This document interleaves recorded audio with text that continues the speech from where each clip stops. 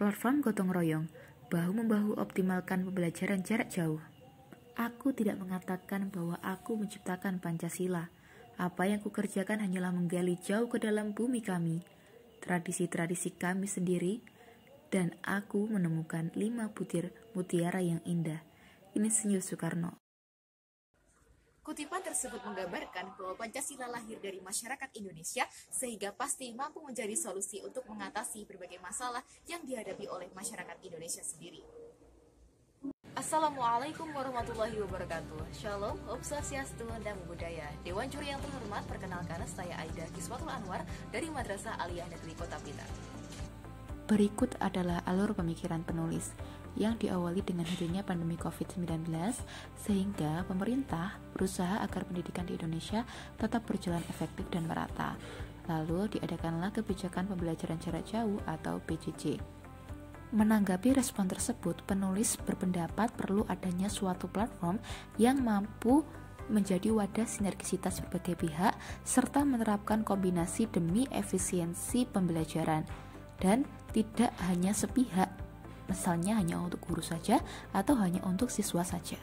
Setelah Presiden Joko Widodo mengumumkan kasus positif COVID-19 pertama di Indonesia, diikuti oleh Kementerian Pendidikan dan Kebudayaan yang mengeluarkan surat edaran nomor 2, 3, dan 4 tahun 2020 yang diantaranya membahas tentang sistem pembelajaran jarak jauh.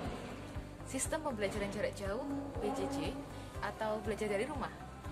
Semua itu seketika menjadi aktivitas yang tidak terpisah dari masyarakat Indonesia, baik itu siswa, guru, hingga orang tua, bahkan pihak-pihak yang sebelumnya tidak terlibat dalam pembelajaran. Program yang dilakukan oleh pemerintah untuk menyukseskan PJJ diantaranya, pertama, memberikan kuota gratis kepada siswa, guru, mahasiswa, dan juga dosen, dengan total dana yang dikeluarkan mencapai 9 triliun rupiah.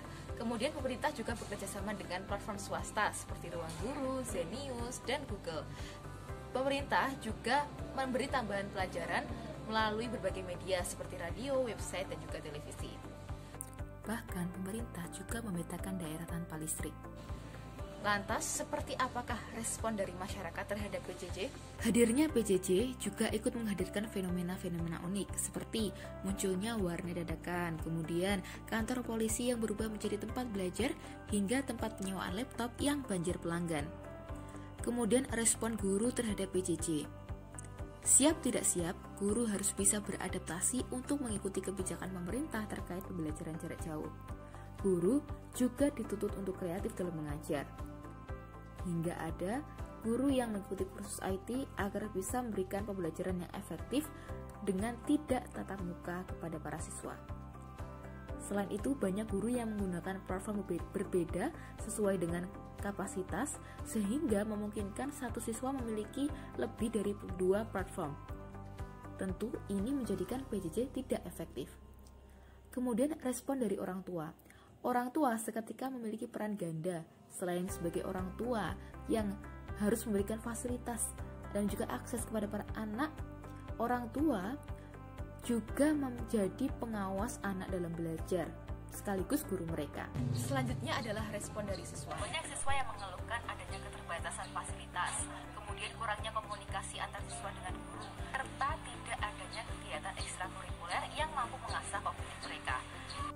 Nah, akankah hal ini mampu mewujudkan pemerataan pendidikan di Indonesia? Fakta ini didukung oleh data dari KPAI yang menunjukkan bahwa responden terdiri dari 1.700 siswa merasa banyak mengalami kendala terkait dengan PJJ. Dan hal ini didukung juga dengan data tentang pengguna internet di Indonesia yang masih belum merata. Akankah pembelajaran jarak jauh masih dapat terlaksana dengan efektif dalam kondisi seperti ini? Konsep platform gotong royong hadir sebagai solusi dengan berlandaskan pada sila ketiga Pancasila yang salah satu nilainya adalah tentang gotong royong. Sebenarnya, platform gotong royong ini bukan merupakan nama dari suatu platform, melainkan suatu konsep platform yang mampu menjembatani hubungan antara pihak-pihak yang berkaitan dengan PJJ, seperti siswa, guru, orang tua, para ahli khususnya di bidang IT, kemudian para relawan dan juga pemerintah sebagai pelaksana kebijakan. Platform gotong royong menjawab permasalahan atas respon masyarakat terhadap pembelajaran jarak jauh. Di antaranya dengan memberikan kemudahan akses. Ya, dengan menerapkan cloud computing, PGR menerapkan kemudahan akses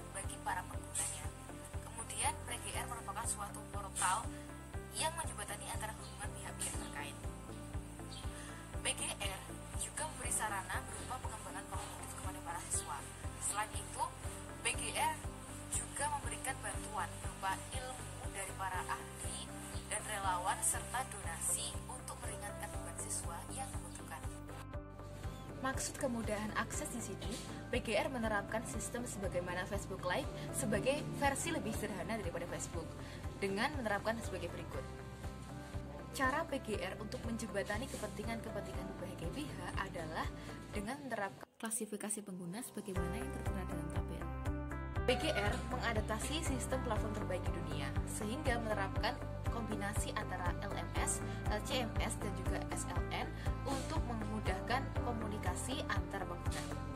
Berikut adalah ilustrasi platform PGR dengan penerapan SLN, yaitu berupa e-learning yang berbasis jejaring sosial, sehingga penampilannya friendly, mudah digunakan oleh para pengguna. Berikut adalah fitur-fitur yang dimiliki oleh PGR. Fitur yang pertama adalah timeline untuk berbagi informasi.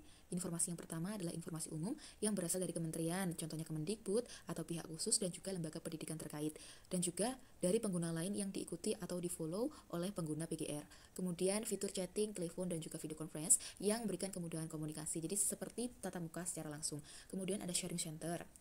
Ya, sharing center ini dapat digunakan oleh para pengguna untuk berdonasi atau berbagi ilmu. Kemudian ada smart event, yaitu kegiatan untuk mengasah kognitif siswa, mulai dari tingkat sekolah maupun nasional, baik daring maupun luring. Ini hanyalah fitur-fitur dasar yang dengan kerjasama dan gotong royong akan dapat dikembangkan lagi. Selanjutnya adalah tahapan pengguna. Ada 3 tahap. Yang pertama adalah registrasi bagi pengguna yang belum memiliki akun.